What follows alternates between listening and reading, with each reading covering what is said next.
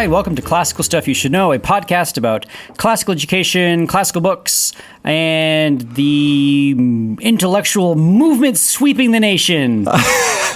Okay. Of only classicism. Moderate. Oh, well, yeah. Yeah, maybe not. Anyway. Maybe. I don't know. We are three guys who work at a classical school in Austin, Texas called Veritas Academy. My name is Graham Donaldson, and I'm joined with my classical brothers, Mr. Arthur Jan Hannenberg. Me.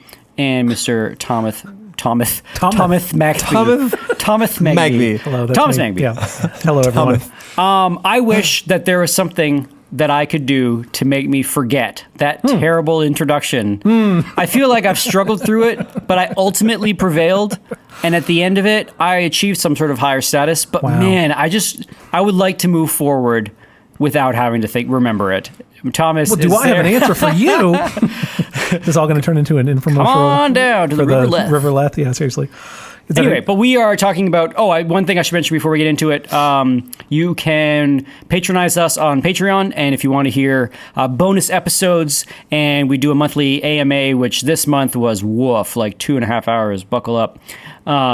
That's a good thing. It is a good thing. Okay. But we also do some bonus episodes in between where we maybe continue the conversation or just have conversations about things that are more maybe, I don't know if they're contemporary in nature, but it's less sort of in the this well-defined genre of podcasts. You got very aggressive. Why are you getting what so am I aggressive? saying? We have created a patented podcast formula that is working. Can you tell me what the formula is? AJ and I are goofy and we make you annoyed during your podcast. No. You're kind of onto something there. You can also find all of our quarantine episodes, which now are only available on Quarantine Patreon. Stuff You Should Know is there. And and pay no attention to YouTube. and to this day, our Quarantine Stuff is the only podcast episode where we rated E, not for everyone, but for explicit. Yeah, that was one of AJ's episodes. One of the sexy episodes. So good job, AJ. Yeah. That's awesome. I've always wanted to have an explicitly rated podcast. I like that I'm the guy that puts out the sexy episodes. That's a good feeling. So you can find us at Patreon. Just search for Classical Stuff You Should Know Patreon. And if you would like to be a member subscriber, that would be awesome. Cool. All right. Now that is not at the end of the podcast, but at the beginning, Magby, help us forget. Can I also give a shout out for our YouTube? We are, I think, literally one subscriber away from being able to edit like the URL of our YouTube. So please be that person to be our next subscriber. That would really make my day. If you search classical stuff, you'll find it at some point soon, youtube.com/classical stuff. But today is not that day. Today is not that day. So please be that. It's still like XY7 tilde exclamation part. Yeah, random string of letters and numbers. It's really obnoxious. So please be that last Capital person. A, lowercase a, lowercase c, capital D. It's like, I got it wrong. And then you have to start from the beginning again. It's really obnoxious. So please be that one person. That would really make my day. Okay. Again, Graham's making a reference that you won't understand until you listen to the whole episode. And that's part of the formula. Listen to, it is actually, I guess. Break out of the formula, man. Don't be a sheeple. Okay. So I will be finishing up Dante's Purgatory today. The sign that this is going on very long is I think the last title was We're Almost at the Top. So I can tell how everyone is feeling about this. So I will be going from Canto 28 to the end, which is Canto 33, and that'll get us through the River Leth where we can forget all these episodes ever happened. And then where we'll remember, I don't know, better episodes we've done before. Another reference you won't understand until the end of this podcast. Okay. People who are Graham and AJ, where are we so far? What's happened so far in this book? So we are in Purgatory. I believe we've got to the last... Nailed it. We got to the last level where we burned away all of our lustful impurities. Yeah, that's true. By sitting in the burning fire, and we had to pass through a wall of flame, right? Yep. And Dante did, and it hurt a lot, but he made it. Didn't we have to watch really wholesome love stories? We had to watch real Hallmark movies? Yeah, well, the people who were in the circle of the lustful were kissing each other on the cheek and enjoying, they were enjoying that, but not enjoying more than that. Yeah, they were enjoying. Yeah, settle down there. Yeah. They were enjoying other people to the right level and not beyond that level. That's right. Whoa, you lingered on my cheek a little too long, buddy. I'll earn you another few years here. You get knocked that down. Actually kind of happens. Dante kind of does that in this section that we'll read today. Whoops. But and they're like, hold on, Dante. Back up. Control yourself. And for pride, we had to stare at the dirt, right? We had to fall on our faces. Had a big stone on their back. Yeah, we've passed through a bunch of circles of purgatory. The whole point of this place is to purge you of certain sins, and so Dante has made it through all of those at this point. So we finished up the 7th circle, which was lust. So we've passed through pride, envy, wrath, sloth, avarice, gluttony, lust, If you want, so our previous episodes that are currently available, there's one that goes avarice through lust, which is the most recent one, literally last week for you all listening right now. And then there's one that covers envy, wrath, and sloth, which is before that.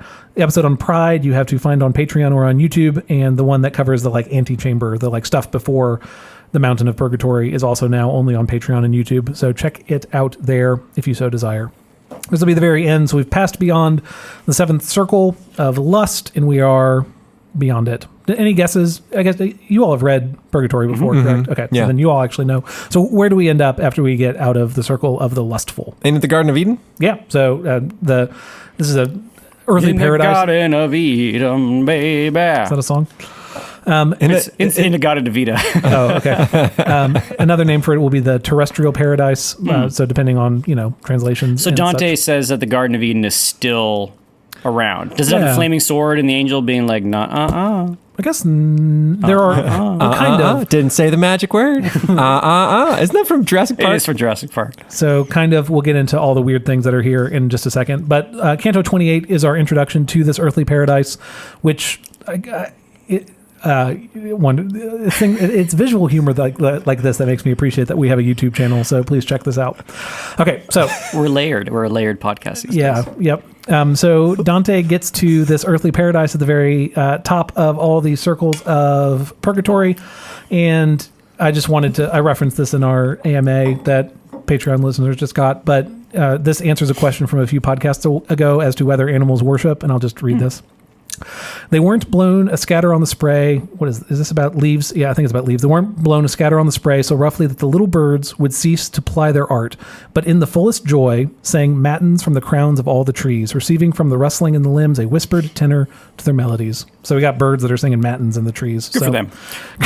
So just to clear that one now, up. is that only purgatory birds that are singing Nope, praise that's songs all to birds, God? and All birds. AJ was right, and you're wrong. So suck Knew it. it. Okay, So when birds are singing Yep, they're- outside, if I'm walking around outside, Yep, they singing- are singing singing matins. Yep. to the Lord. matins is one of the liturgies of the hour, one of the daily office prayers. So I think Wait, why am I wrong? because they're worshiping God. Do Well, I said they didn't. Remember way back when we were talking about like you remember when we talked about penguin marriage for 45 Yeah, minutes? penguin This was a part of marriage. that. I said that they were commitment. just saying like food.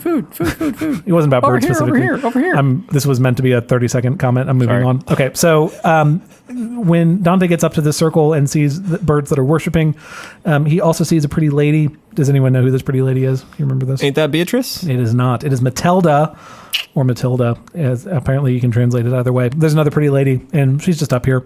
She is up there picking flowers, and she is walking around this terrestrial paradise. Dante goes on and on about how pretty she is, but that's weird. So I'll just, Dante, we've been through the circle of lust, buddy. I was going to say he knows better than this at this point. Step it back. Step down. So, a fair lady, sunning in the rays of love, if I should trust those semblances that lend the truest testimony of the heart, may you incline your will to walk along close to the river here, like to get closer to him. He says that ostensibly it's so he can hear her sing, but he thinks she's real pretty, so he wants her to walk closer to him. I feel like he's got the same feelings about this woman that I have towards what's that woman that sang "Come Away with Me"? What's her name? She's famous. I'll look it up. Nora Jones? Yeah. If I saw Nora pretty? Jones, Is that what you're? yeah. If I had a huge crush on her when I was young in high school, if I could get her to like walk along a river and sing songs to me, Yeah, I'd be super. That'd be happy. your like perfect. Yeah, so that would be your terrestrial paradise. So that's what Dante's has going on right here. And then you think he's going to like move on to the conversation, but no, he just keeps talking about how pretty she is. And in my prayers, she contented me, coming so close that I could understand the lyrics of her lilting melody. So she comes close to sing her song, which is great. Dante has some questions about like where is he, which I think is like the majority of his questions throughout his time here. And Matilda's answer is, I'll read this.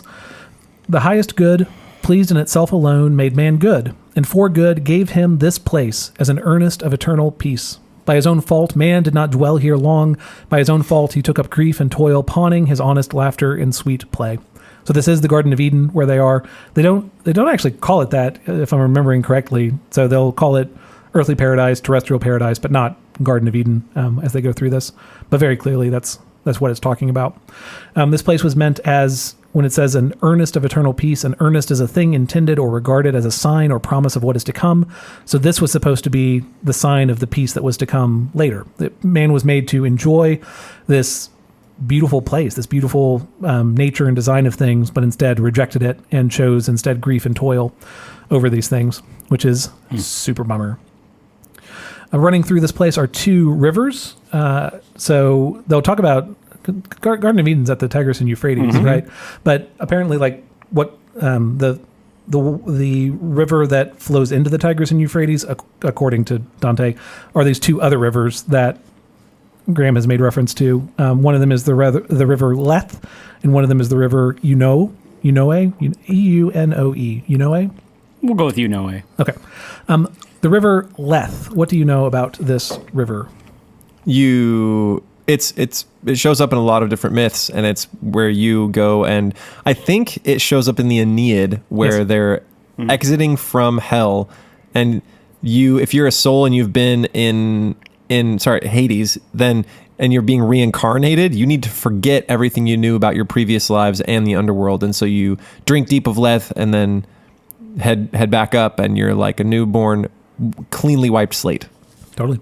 AJ, you did an episode recently that involved drinking from the river Leth, right? Before people could be essentially reincarnated, right? Yeah, was it the end of Plato? Was it? I can't remember if they did a Leth drink in that one. But they had to forget their past life their last action before they entered the new life was to pick their next life. But then they would forget everything and then go into that next life. And so Dante's picking up a classical image of the river Leth. Do you all have any associations with this river? Is this who is it for? Is this a punishment? Is this a reward? What is like the feeling associated with the river Leth? I've never seen it as like a direct punishment, but it didn't seem like it's a good thing. I don't know. To me, it sort of has this like, complacency is the wrong word. Yep. It's got like this, you're going back and you're doing it all over again. You don't get to take any of the lessons you learned with you kind of thing. Yeah, I take it as a negative generally, personally. It's a type of like annihilation, right? It's It's the end of whatever that person was before. Those memories are gone. That personality is gone. I've always taken it as a kind of negative. Do you feel the same way? But I feel it. No, you accidentally delete the file. You're like, right, crap, exactly, my right. save game. But to me, it's to me, it's tightly tied to oblivion, and for some, oblivion is attractive. And so, if I have lived a terrible life full of misery, and I can obliterate all of that by simply drinking from a river, that's a really positive thing. Sure. And you can forget all of it, right? It's no longer with you. The sadness is no longer there. Right? Exactly. I was actually thinking what if, when you mentioned the river, I was like, what would it be like if my shower water was Leth water? Yeah. And so every morning I started clean slate, and then You'd be a terrible teacher. Oh yeah, it was just awful. What are we doing today, Mr. Hannenberg? Who are you? Yeah. So I have the more negative connotations tied to the river Leth. Dante reinterprets it a little bit, and so I'll read from him here. This is Matilda speaking, I believe. For on this side the stream descends with power to take away all memory of sin, but on the other side it will restore all memory of good deeds. Hence, this is called Leth, forgetfulness, and that Eunoe, good memories, which it will not bring unless you taste of Leth first, and yet its taste surpasses all. So Leth here is not taking away all memory, it's taking away memory of sin. So Leth is the removal of the bad stuff, Eunoe is the restoration of the good stuff. So you will only enter into paradise with good memory as you go forward. Oh, that's nice. So it's like a targeted Leth. It is, exactly. That's so it's nice. it's not a total oblivion, which is the more traditional It's like that little bleep recorder in Men in Black. Oh. Wait, how does that work? Zoink, aliens are gone. Is that the little metal pen looking thing? Yeah, that he flashes and yes, exactly. bad memory's gone. Yeah. Or what was that movie?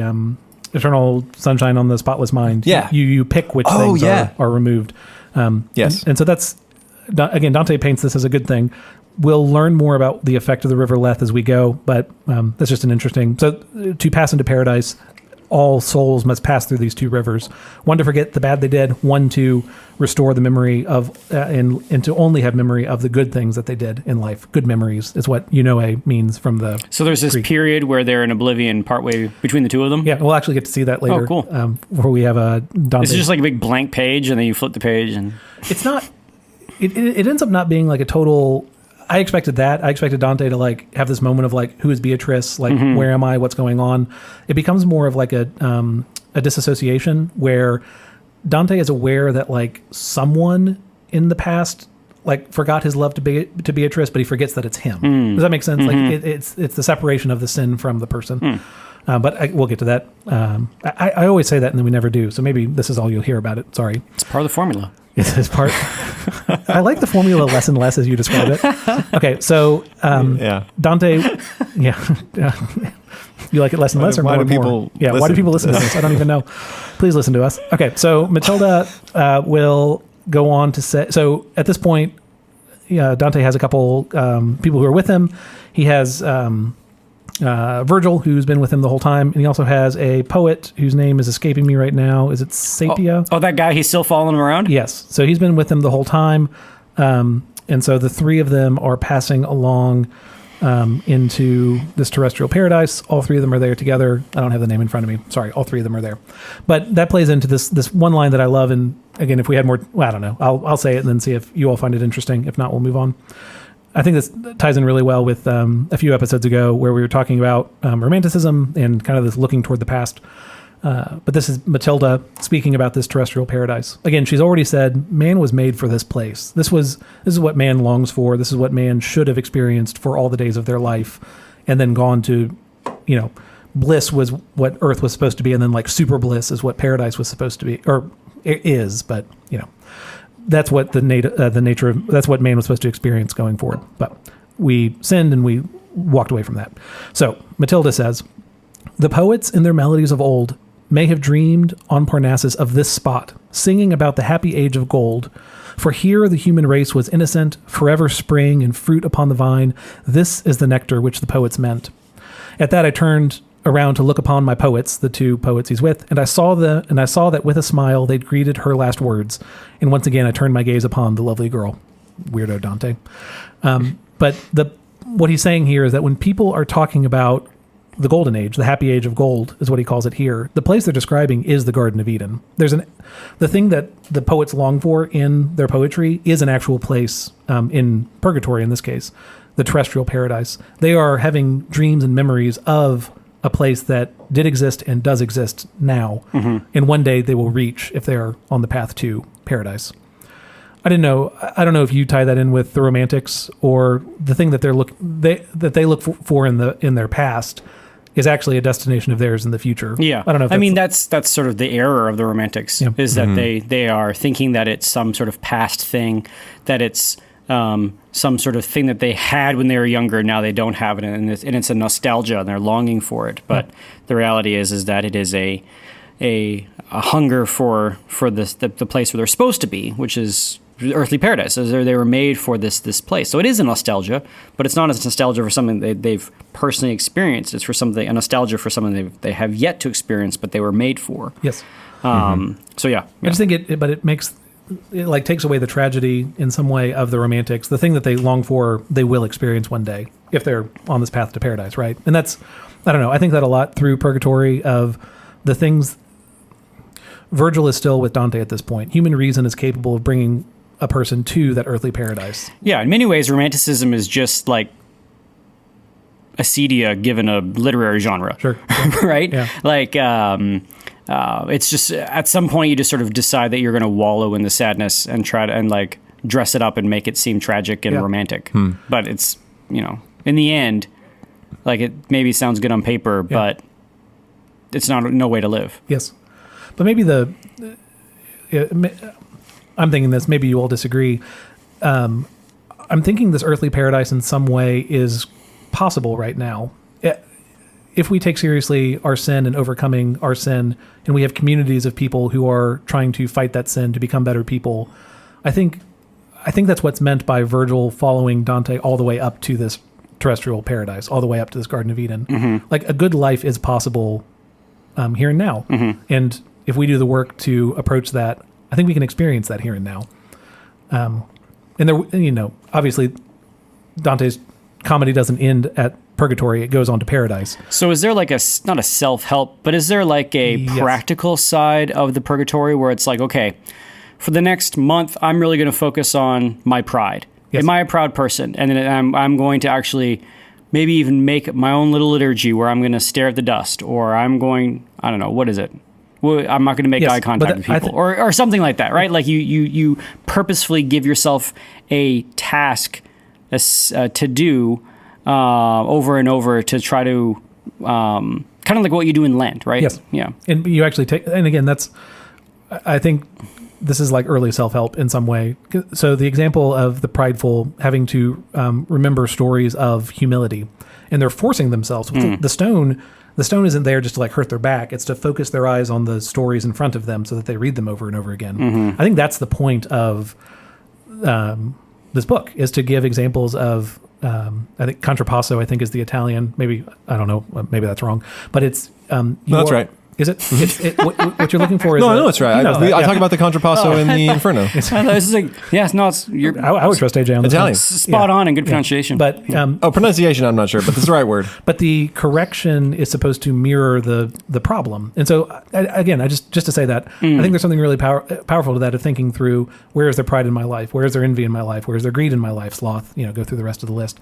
And again, to say, Virgil has traveled with Dante this entire way. This isn't only for Christians. This is for anyone who wants to live as good a life as Earth can offer, terrestrial paradise, is through conquering these different categories of sin as a religious word, but vices would be a more classical word, right? I don't know. That's just something I have bouncing around my head as we enter into this. So how do you square this with the more Protestant bent of like salvation is through the act of faith, not through works?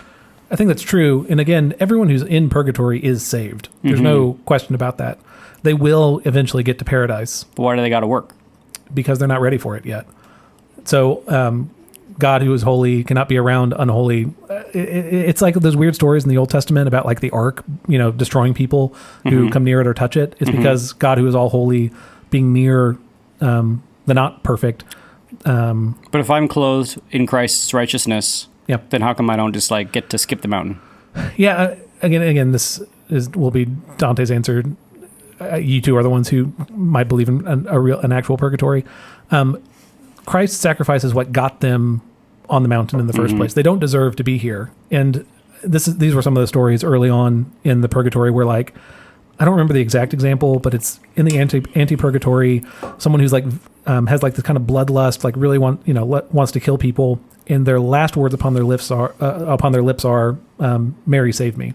And that's what gets them into purgatory. Do you know what I mean? Like, these aren't, we do have pious people. We'll meet more of them in the Paradiso, but the amount of faith necessary to enter purgatory is like a mustard seed. It's a very small amount that's necessary to get them here. Right. So just to say, again, I've repeated this every time because I think it's important. Purgatory is the one part of the comedy that happens on earth. And so I think it has something to say to us in this life, no matter what you believe about what happens after this life. And my final thing on this before moving on, what brought me to reading the Divine Comedy is Rod Dreher's book, How Dante Can Save Your Life. And in that book, he's following his life story as he's reading Dante's comedy, right? So the Inferno matches with a dark period in his life. The Purgatorio matches with an improvement in his life. And a Paradiso is, at some point, we should arrive somewhere. At some point, our lives should move toward a destination of a life writing for the American Conservative, being a successful blogger. Yeah, but like the life you want to lead, you should get there eventually and then enjoy that life. You know what I mean? Like that's what... Living in small town Louisiana? Yes. And so and maybe these are all like more metaphorical ways of reading this book, but just to say there's something bigger happening here than just, here are the levels that Dante goes to. Yeah. Right. This is how our life can be. This is how we need to face evils in our life. We need to see depravity in the Inferno. We need to overcome those in the Purgatorio, and then we need to live a better life, the Paradiso. But I mean, I was thinking about this on which was the level where everyone has to go jogging? Sloth. So I was thinking about this when we had that episode, and I actually bought a pair of running shoes because my old running shoes had a hole in them, and I'd just been avoiding buying new ones because once I do, then you got to start running. And I was like, Got to usually justify how that that, works, that And expenditure. I know. So then I got these shoes, and I've actually been thinking like, okay, not only is this going to be healthy just for like, get your heart pumping, but does it actually have this spiritual benefit? Yes. Is like physical exercise a spiritual remedy for sloth? Yes. I don't know about sloth specifically, but people talk about this as this is why you set small goals, because small wins set up your next win. Yeah. Right. So your ability to, even walk for 1 mile every day sets you up to eat better. Right. You knowing that you have control over one part of your life sets you up for control over. Well, another what's an part example of a story of humility that the pride are watching? Like if I was like just a big full of myself jerkbag, and I realized it. What is like a humble story to focus on? I don't know. I'm just trying to think. Are you thinking of like how to solve that? I'm just thinking about like if you wanted to set this up as like a practical. Okay, I am going to improve morally. I am going to improve in virtue, and I'm going to use the purgatory as a guide. What would you do on your like your pride widget? Canto 12 would be your go-to. So I won't go through all of them because I think there are 12 examples in here. But from the examples, can you derive like a type? Like, can you derive the token, or if they're the token, can you derive like? So most of them are Greek examples, and all these are warnings so far. I'll just read it. You all will know more about these than I do. Mark Briarius lying on the earth, massive, stuck through with a celestial lance, and on the far side in the chill of death. So an example of pride being punished. Mark Ares and Apollo still in arms. Mark Pallas standing all about their father, gazing upon the giant's scattered limbs. Mark Nimrod at the foot of the great tower, bewildered, gazing with the men who shared his arrogance in the valley of Shinar. So people who are like ambitious and prideful who got like hosed. Destroyed. Yeah. And they look upon, this is what at the end of Screwtape Letters, Lewis has this thing about how he thinks that sins in the future will be like more smaller sins, whereas like sins in the past were like bigger sins. I'm not stating this well, but here it's like all these horrible old examples are big examples of pride, but the people have to realize the thing they're doing leads to the same destruction, right? They just weren't brave enough to go the full way as these other characters did. Gotcha. Right, but they were walking along the same path. So like reading King Lear. Yeah, sure. Okay. Right. Cool. As warnings, right? Yeah. So I think that would be, if you're taking it the self-help direction, or the like, what is the practical takeaway? That's the practical takeaway. Each of these steps tells you what to do in response to these sins. Do that, right? Try it for a month and see.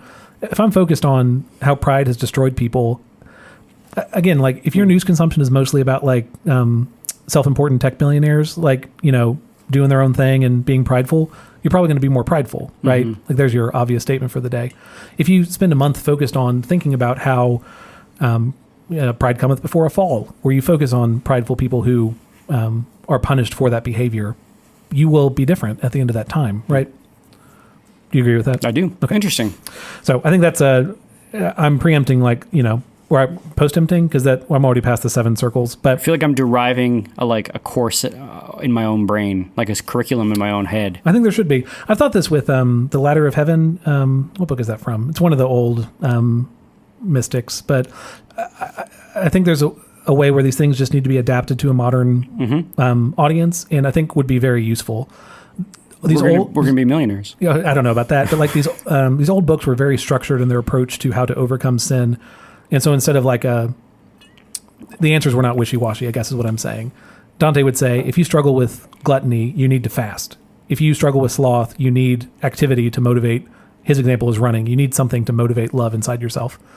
Anyway, I find this an eminently practical book. So you were going to say something before. Well, I was just thinking, like, I've thought about, you hear these stories about how these old pilgrimages come to be, right? So the pilgrimage to Canterbury to see where Thomas Becket was murdered. I thought about how this happened, I think it was like in 2015 or 16, somebody in a small Texas town shot a bunch of people in the church, that small church. Do you remember where that was? East of Austin? The San Antonio one? I don't know if it's in San Antonio. It was east of here, southeast of here. So it was just outside San Antonio. And it was, somebody with a dark heart and mind. Huh? West Freeway Church of Christ in White Settlement. Does that sound right? I don't know. I can't remember it. But I thought to myself, like, I wonder. Sutherland Springs? Yeah, that was probably it. Yeah. I've often wondered to myself, like, are these little, like, walk, because it's about, what, 7 miles from Austin, something like that. Well, how that you could turn that could very easily be, you walk from Austin to that church and have that be like a contemplative time where you're thinking about sort of violence and faith and another modern expression, another modern, example of something that used to happen very naturally 1,000 years ago. Sure.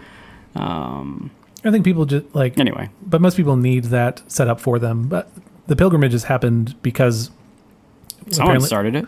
But that's what this is. Apparently, we're just going to reference the Lindy effect every episode we do. Mm-hmm.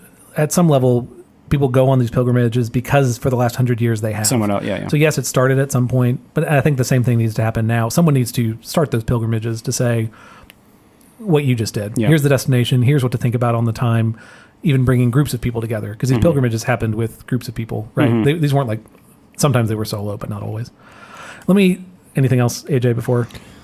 I'm just thinking about what's the solution to pride. I think there's a bunch of different ones. Sure. If you need to move on, we can move on. You can say something. I'm trying to look up, because this Evagrius talked about this, right? When he talked about the 7 deadly sins, and his solution was you need to, because he was talking to monks, was you need to recall your older life. Think about what kind of a dirtbag you were. Yeah. And I was thinking, if you need to solve your pride, maybe contemplating, number one, your position in the universe. What can you do? What can you not do? And what kind of virtues do you see in people that you typically view as lesser than you? And also ask your friends what flaws you have. Yeah. If you're a prideful person, they will know them and they'll tell you. If you are really wanting to beat pride, asking your friends what your problems are is a real good way to start. Yeah. In the Middle Ages, fairies were supposed to help you out because they were supposed to humiliate you. What? Like when you're drinking water, they're supposed to tip it so you spill it all over yourself, and so you wouldn't be so prideful. Yeah. Anyway, so this is great. I will keep trucking along to get onto the second of our 6 canto for the day. We're 30 minutes in, and I've made it through 1/6. So this is great. The rest of this will not be as practical as what we just covered. So most of the rest of this will be just trying to understand what the heck is happening. Canto 29.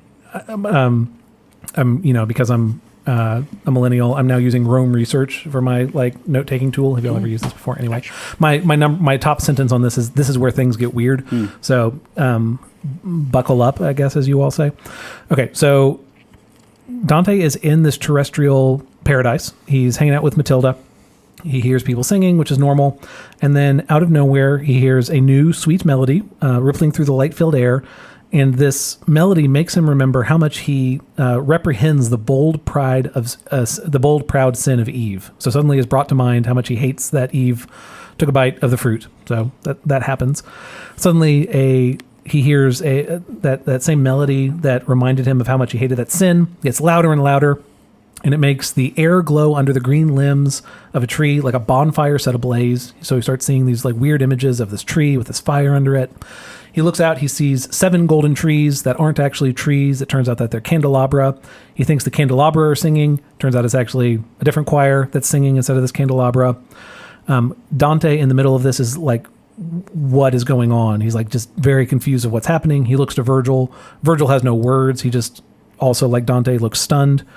Behind these candelabra are these crowds of people following after them. They're following after the lights. He then sees a rainbow that goes above the candelabra, and under that rainbow are 24 elders that are walking 2 by 2.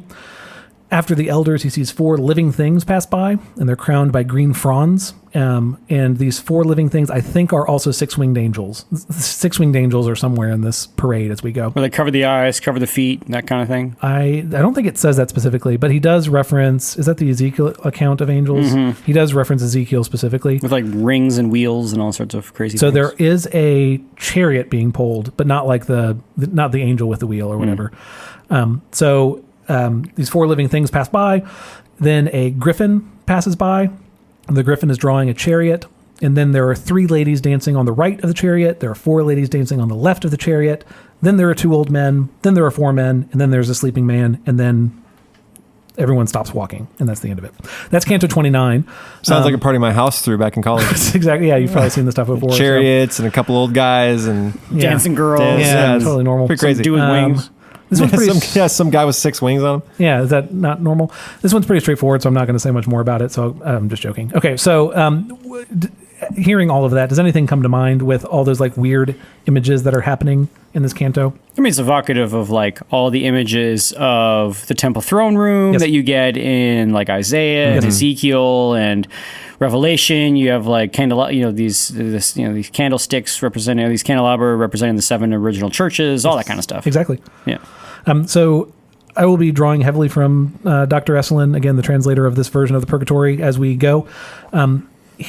The summary of what just happened is a history of divine revelation. So we start with Eve. That's the memory that kicks off all of these things happening. And we end with a sleeping man. Does anyone want to... John, Patmos. Yeah, exactly. So John, who wrote the Revelation, is often portrayed as... He's an old dude, is the like... what's the right way to say? That's traditionally when we think that he had the revelation, I guess is to say. And it came to him as a dream, right? So that's who is bringing up the rear of this parade. So we go from the beginning to the very end of Revelation as over the course of this canto. I won't go through all of the images because there are lots of them, but starting with, these are essentially saints moving into heaven is what we're seeing right here. And the images of the elders are tying together some Old Testament imagery with some Revelation imagery. Esselin interprets these 4 living things as the 4 Gospels. So they are, they're glorious, they're crowned, they are passing on that glory.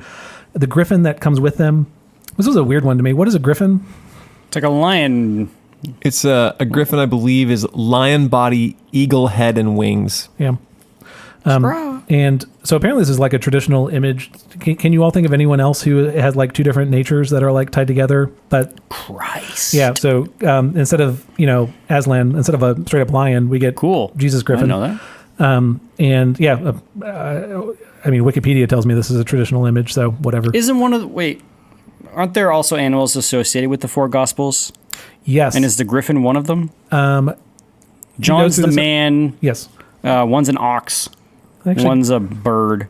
I can't remember. It doesn't matter. If you care enough about this, I can read the footnotes from here. I'll try and look that up in a second. But the griffin is an image of Christ, that there are 2 different natures that are tied together here. The nature of, or 2 different animals, rather. It's lion and eagle, right, are brought together. So this griffin is both, but somehow neither. Is like fully eagle, fully lion, but somehow more than that. So that's why there's a griffin who shows up randomly here. Even the description of this griffin makes that clearer. All of his limbs that were a bird's were gold. The rest were white, stained with the red of blood. That gives it away. Yeah, a little bit. There's a quote later that like literally gives it away even further. But anyway, that's what the griffin is. These 3 ladies that are dancing are the theological virtues. Faith, hope, and love. Yeah, faith, hope, and love, or charity, depending on how you want to interpret that. They go through the colors, which I didn't list for you, but that's kind of the giveaway. Faith white, hope green, charity red, love red, whatever.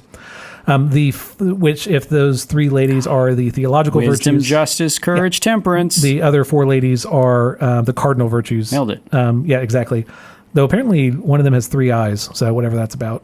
Prudence has 3 eyes for some reason. This is a weird canto, is what I'm trying to say. Interesting. The third eye of wisdom. Open up your third Inner eye, man. The 2 old men are St. Luke and St. Paul. The 4 men are Peter, James, John, and Jude, author of short letters in the New Testament. And then the old man is St. John. So Cool. You can read more about this if you want to. Essentially, Dante has this like insane vision, which is in line with like Revelation, is what it feels like as you're reading it. But it's all the greatest hits. He Greatest gets like hits. he Yeah. gets the medley. Yes, exactly. That's actually a good way of putting it. The remastered for 2020. yeah. I mean, tell me about it, or 13, whatever. Anyway. 13. Yep. What was it? 1350? You 1330? tell me. I don't know, man. 1300? I think it was 1300. You think I would know this stuff. But anyway, so that happens. That's Canto 29. So all that happens, and I'm very thankful to be reading a book with great footnotes as I go through it, because otherwise this makes no sense.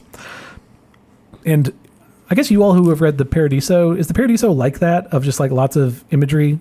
I read it once in undergrad. Do you remember it? I just remember a giant flower at the end. Okay.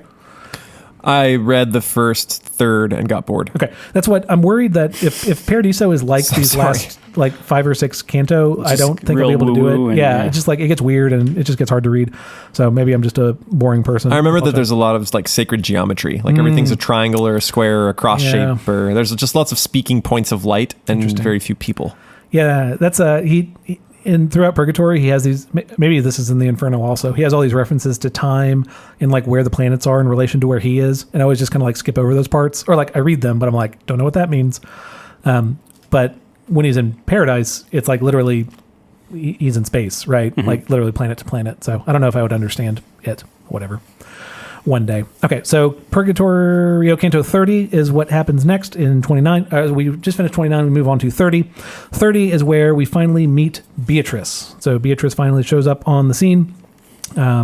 Beatrice is she like kicked off this whole thing, right? Mm-hmm. And so he's wandering in the woods, back in Canto 1 of the Inferno, and then does Beatrice summon him essentially to go on this journey? Where does Beatrice show up before this point? There's a trio of heavenly ladies, and Beatrice specifically goes to find Virgil and says, hey, you got to help out my buddy Dante. He's lost and he's having problems. Because Dante finds himself in the forest on his own volition. He's not like in Italy having a good time, and she is like, hey, let's take a tour through hell. He is lost. He's trying to get up the mountain to see God, and he can't, and he's having problems, and there are these three animals. And so that's how she starts it, is she sends Virgil as kind of a guide to help him on his journey. Yes. And I guess Lucia is one of the other three. Yeah. And then I think Mary, right? Is that the third? Probably. That sounds right. Isn't it Matilda? No, not Matilda. I don't think it's Matilda. I'll check. Yeah. Matilda won't even be named until the very last canto here. So we only know her name by, anyway, she shows up 5 cantos before she's even named. So it's kind of weird. Okay. So Beatrice appears. Yeah, it's Mary. Yeah, and Dante is overwhelmed by this. Then my soul, that had passed so long a time since it had felt the crushing glory of her presence and had trembled mute with awe, knowing more than my eyes could truly prove by motion of her secret power unseen, felt the great might of all its ancient love. So he sees her, and he's overwhelmed by this. It's been so long since he had seen her, right? So she was a cute Italian who died young, right? Yes. He saw her like coming out of church one day. Yes, so that's Beatrice, the real person. Mm-hmm. I guess also in the context here, I'll actually get to that in a second, sure. Where he'll go into a little more detail of all that. So, but someone that he has loved for a very long time, who was trying to point him to God, is, I guess, enough to know for right now. So Dante, looking at Beatrice, is like so overwhelmed in her presence that he has to break out into poetry, and he tries to do that, and this happens. I turned left as a little child will do, wide-eyed and running over to his mama when he's afraid of something or he's hurt, to say to Virgil. So he's turning left. He wants to say to Virgil, not a drop of blood runs in my veins that isn't trembling now. I know the traces of the ancient flame. It's a quote from the Aeneid. He wants to turn to Virgil to quote the Aeneid to Virgil. But Virgil had that's a bold play. Bold play, right? It's kind of sweet, though. He wants to like quote, I don't know, if like one of y'all wanted to quote it back to me, one of my quotes from a previous podcast, I'd be like, yeah, dope. But that'll never happen. But Virgil had deprived us of his light. Virgil, the sweetest father, Virgil, he in whom I trusted that I might be healed. And he goes on from here. But Virgil had deprived us of his light. Virgil is no longer there. Virgil has disappeared. He has returned to, they don't say this, but we assume returned to limbo, right? Where So he's not there. He's not there anymore. So he is not. So he made it through 29 cantos, and then 30 is where he has disappeared. Did he even get to say goodbye? He did not get to say goodbye. Well, his goodbye I read at the end of our last episode, which, I'm sure everyone remembers perfectly, but it's like it's the perfect thing for him to have said goodbye to. Maybe I'll read it later. I don't know, go back and listen to the other episode. He gives this like rousing speech to Dante where he tells Dante to trust in his judgment now that it's been purged of its vices. It's a very good talk, a very good final word that he gives him. Okay, so Beatrice shows up. What would you expect like her first words to be to Dante? So like, you did it, right? Yay! Yeah. So like an excitement that he's made it this far. He's actually way older. Yeah, like embarrassment at that. Been doing it for the past few days there, Bucko. It's been a rough Sleeping couple. outside on the mountain. Yeah, seriously, this is your fault. So, I don't, maybe you would expect some kind of sweet moment between the two of them. Maybe depending on what you think of the love between Beatrice and Dante, you might expect it to be some kind of romantic, embrace, kiss, whatever. This is Beatrice's first words to Dante. So it's in response to Virgil having disappeared. Dante, because Virgil has gone away, do not weep now. Now's not the time to weep. Another sword must make you cry today. Uh-oh. That's Beatrice. Those are Beatrice's first words. He's like, hey, girl. She's like, you about to get stabbed, bro. Yeah, this sword will sting. Look at me well, I'm Beatrice, I am she. How did you deign to come upon the hill? Didn't you know that man is happy here? And then she goes on from there. But it is not a romantic or like, what's another word I'm looking for? It's not like a sweet time for them to like come back together. So she is like calling him out immediately. Because Dante has a sin that he has not fully repented of yet. Idolatry? Yeah, well, that's interesting. Let's go into it. So he cries when seeing her. He has a shame, right? We'll either get to his sin now or in the next canto. I guess I'll wrap up I'll get into it. So Dante, Beatrice is like talking about Dante. Dante should have been both great in terms of his skill, but should have been a great moral person. This man was so disposed in his new life that every natural habit turned to good should have been to wondrous proof in him. So if Dante had turned toward the good, he would have seen wonderful fruit from going in that good direction. But when bad seed is sown in a rich field, or when earth full of vigor lies untilled, the thornier and more harmful is its yield. So there's a thorniness that has grown up inside of Dante. I guess this answers your question, Graham, from before of their relationship. This is Beatrice talking. For a time I sustained him, Dante, with my sight. Showing to him my youthful eyes, I led him and turned him with me toward the true and right. But once I stood upon the threshold of my second age, exchanging life for life, he took himself from me and gave his love to someone else. So when she died, Dante stopped following the good. He stopped looking to God. From flesh to spirit, I, Beatrice, rose and found less favor in his eyes, although I'd grown more beautiful and virtuous. He turned his steps along a way not true, pursuing the false images of good, which promise all and never follow through. To no avail did I beseech the Lord for inspiration, calling him in dreams, and when he woke, so little did he care. So low he'd fallen that every means to heal his soul had been cut short, except to show him the lost people. And for this I visited the portals of the dead. So for this I went to hell, right? And to the one who led him up this hill I offered my entreaties as I wept. Broken would be God's will, his high decree, should he pass less water and partake of its sweet drink before he paid the fee of tears that flow for penitence's sake. So Beatrice did everything she could in life to direct Dante to God. As soon as she died, which she died young, that's implied in this second year, he lost that path. So she's chastising him for basically wasting his time, wasting his powers in frivolous, in things that ended up being thorns and got him lost. Yes, that turned him away from God. That's AJ. You just said that Dante brought himself to the dark wood in the beginning, right? And that's what Beatrice is saying here. Also, that's convicting. Yes, that. Beatrice did everything she could, but ultimately Dante had to make that choice for himself of whether he would go after what was good. He chose not to, and he wasn't satisfied in that. It resulted in thorns. It resulted in pain. So he had to overcome that pain, which required him going to see the lost people. It required him to see the damned. Yeah, if he followed that path, where would it go? And it was the inferno. That's what he had. He had to be faced with. This is what will happen to you if you stay on this path.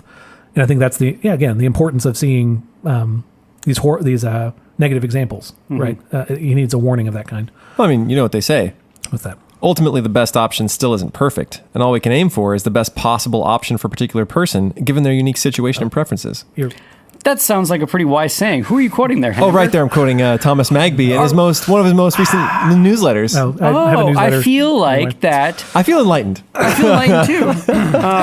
That's a little taller for the rest of this one. If anyone wants to be subscribed to my newsletter, you can email the guys at classicalstuff.net. I'll add you to that. Anyway, it really is delightful. I love reading it every time it comes in. I think just like Virgil. I don't know about that. That seems like a stretch. Okay, leading us through the hell of our financial quagmire. Leading you through the hell of Bitcoin. I think Bitcoin hit a new high today. All-time high. Okay, let me keep on going. We have 3 more canti to get through. These will probably be quick because they've been weird and they get weirder. So Canto 31 is where Dante does admit his sin of forgetting his love for Beatrice. So again, his love for Beatrice pointed him toward God. That's what Beatrice said at the end of Canto 30. Him forgetting his love for Beatrice also led to him forgetting his love for God. So he now has to have this, it's almost like it's another salvation experience. He has to remember that first love. One of you all referenced before, kind of this apocalyptic imagery, and that's a part of Revelation. One of the churches had forgot its first love, and so Dante has to remember that. He has to come back under like a kind of submission almost to Beatrice, or rather under submission to love, of being pulled towards something greater than himself. Then Beatrice calls him out and says that he should have known better because he was old enough to make these choices for himself.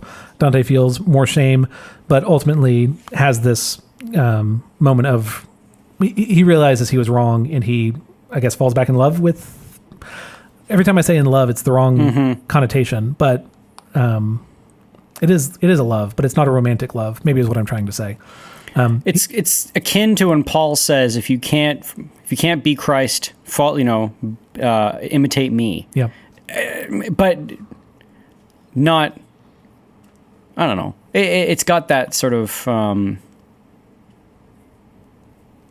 if God is, I don't know. I always find the Dante Beatrice thing to be really hard to... It's complicated. It's really complicated. Because it is a chaste love between them, is maybe the thing that's necessary to say. And it's a different...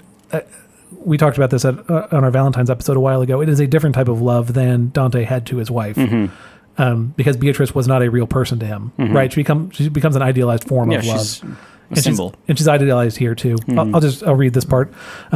This is Beatrice talking. You on the far side of the sacred stream, talking to Dante. So great an accusation should be met by your confession. Is this true then? Say. And then I'll skip down. Confusion and fear at once force something like a yes out of my mouth. You'd need your eyes to help you make it out. So it's so quiet a response, you could just barely hear barely see his lips saying it. You couldn't even hear him say it. He goes on, weeping, I said, things of the passing day, when once your face was hidden from my sight, their lying pleasures turned my steps away. He admits to forgetting Beatrice, forgetting her, not loving her the way he should have.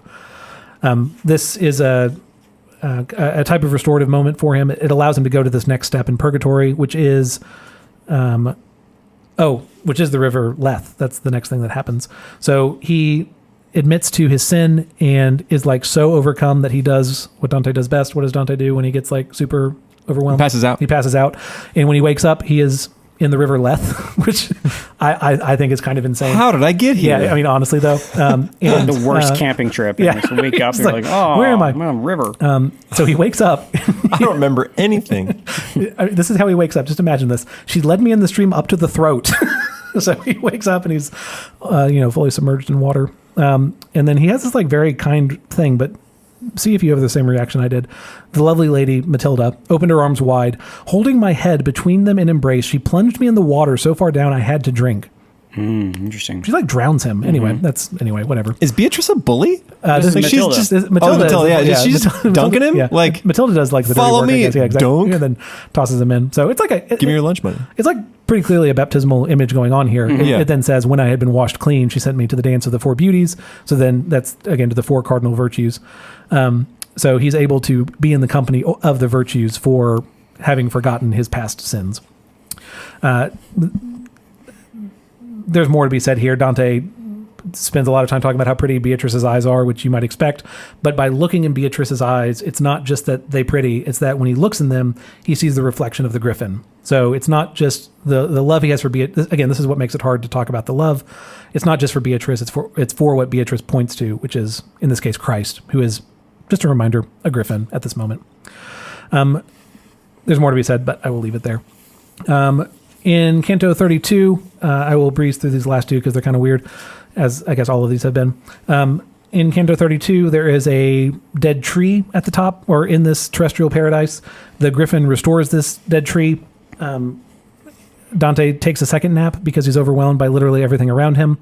When he wakes up, that whole parade thing we saw in Canto 29 is gone. They've all left. They've gone to paradise, except for the what was it? It's not a carriage. What was the term I'm looking for? Chariot. The chariot that the griffin had been rolling along. The chariot is still there. Okay, so recovered tree is there. Chariot is still there. And then this is the series of events that happen. Dante wakes up. He sees a giant eagle swing down and attack that tree that the griffin, Christ, had just restored. And then he sees a fox jump into the chariot and then get shooed away by Matilda. He sees the eagle drop feathers on the chariot. He sees a dragon jump up from the ground beneath the chariot, tear off a piece of the chariot, and then go back down underground. And then he sees the chariot transform into a 7-headed beast. And atop this, riding the 7-headed beast is, I don't want to say the actual word, it's a scantily clad lady. And that's when the boss music starts. It's dun, dun, dun. Yeah. And then and a violent and controlling giant man next to her. Are there any of these images that stick out to you as like a thing you recognize? I'm wondering about the tree that the Griffin restored. Is that the tree of life? Yes. From the Garden of Eden? Yes. Okay, because there's the tree of life and there's the tree of the knowledge of good and evil, and most people forget about the tree of life entirely because it just, that's the reason that he didn't want Adam and Eve coming back, is because it would give them eternal life again. It's so funny that you start with that one. That's so funny. Yes, but yes, that's the image there, is that tree is restored right now, is accessible again. Right. I don't know why there's an eagle attacking it. Don't know that one.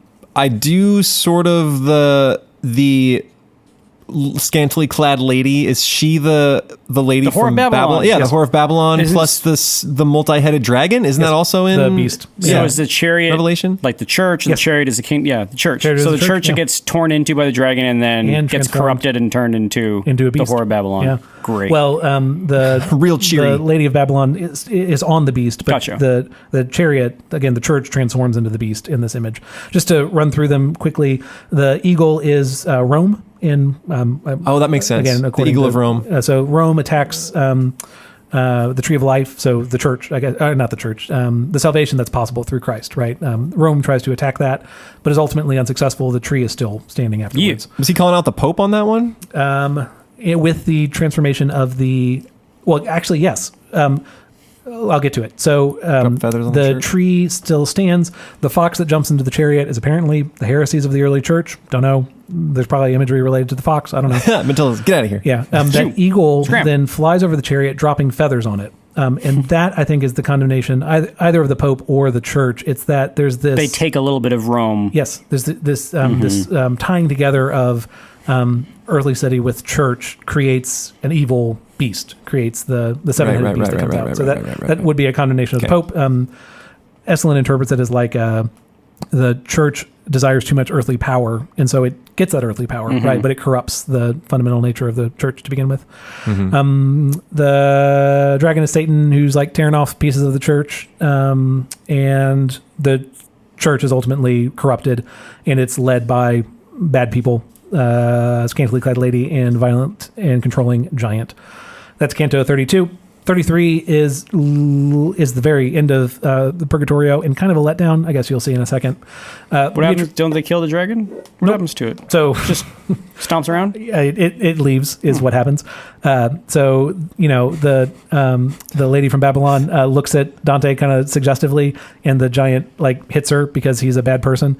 Angrily cruel and suspecting all, the giant, he loosed the monster, leading it so far into the woods that distance was my sole curtain against that strange beast and the lady. I don't want to say that. Anyway. Ooh, glad that's dealt with. Yeah, and then she just that's it. So it's gone. They just walk away.